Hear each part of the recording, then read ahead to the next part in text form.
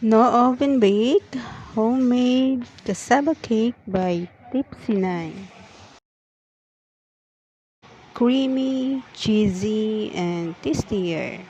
Ito ang ating mga sangkap. Ginadgad na kamoteng kahoy or grated cassava. At ang ating toppings, grated cheese, 2 cups of sugar, 2 eggs, large size, a can of evaporated milk, and 1 can of condensed milk. Okay, let's start. We have to measure 3 cups of grated cassava,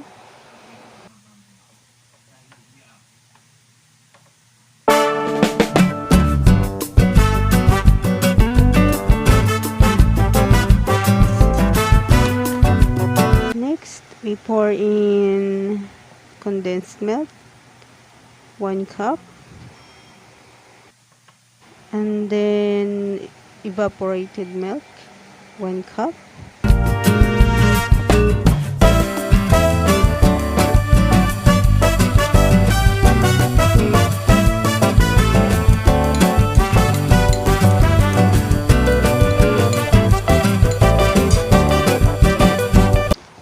And sugar. We add also at least 3 tablespoons of butter or margarine. This we have to mix all the ingredients very well so that all the ingredients will blend together.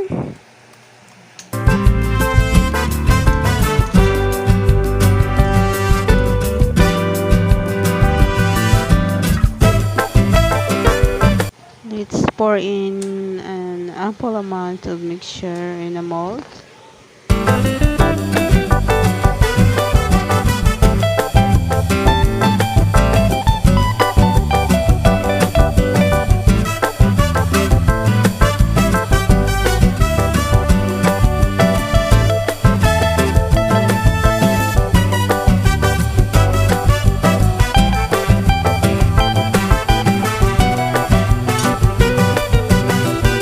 Ito na ang ating mixture, ready to cook.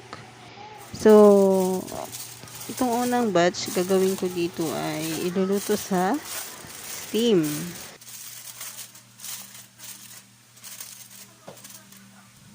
Ito ang aking DIY steamer, dahil wala akong steamer. Kaserola lang siya, guys. At gumawa lang ako ng patungan. Lagyan nyo ng water ang kaserola, guys. Yung sakto lang siya, yung hindi aabot sa ating molder.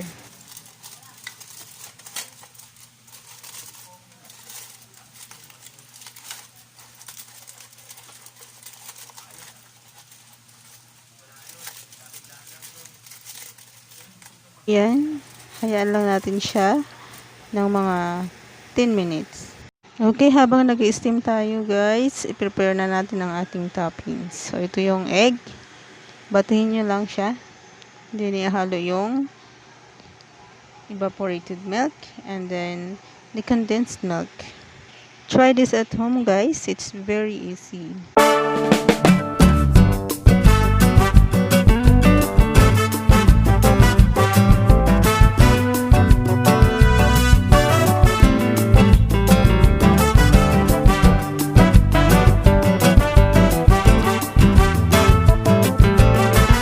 Ating pang toppings, set aside muna natin siya. Jaran, so ito lang ating pina-steam kanina. After 10 minutes, ayan siya, luto na siya. So next ay ilalagay na natin ang ating toppings.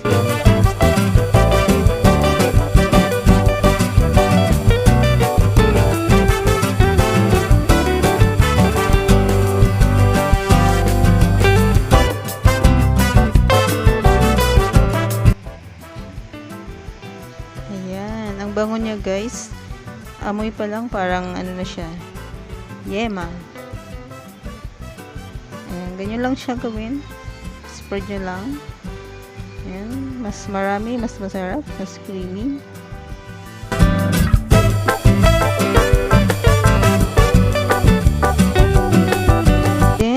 ihubod na natin ang ating keso.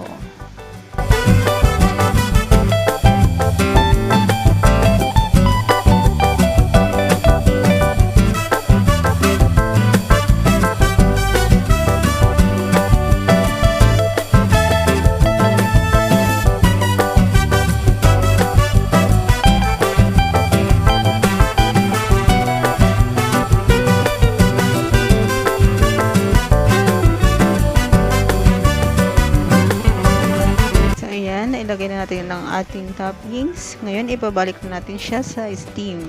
Mga 5 minutes. Ito naman guys, ang ating second batch. Ang gagawin natin dito ay i-bake na natin siya. Yung kanina steam, so itong pangalawa, i-bake na natin siya. So, itong gamit kong pan ay steamer ng rice cooker. May butas-butas siya sa bottom niya. Kaya, linagyan ko siya ng sapin, which is foil.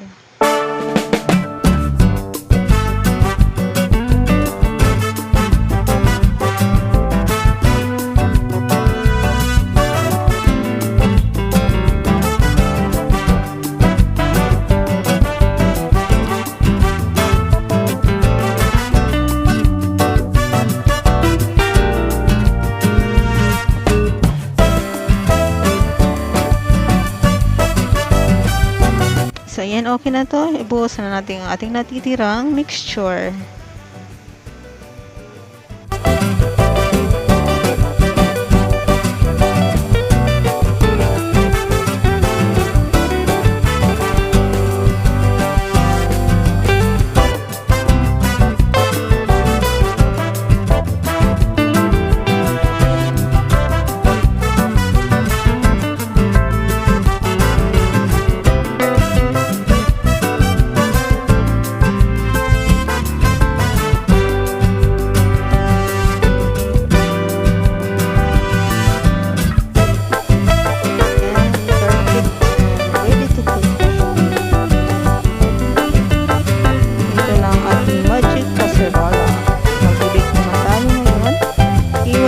Siya ng 10 minutes hanggang sa maluto ang ating mixture.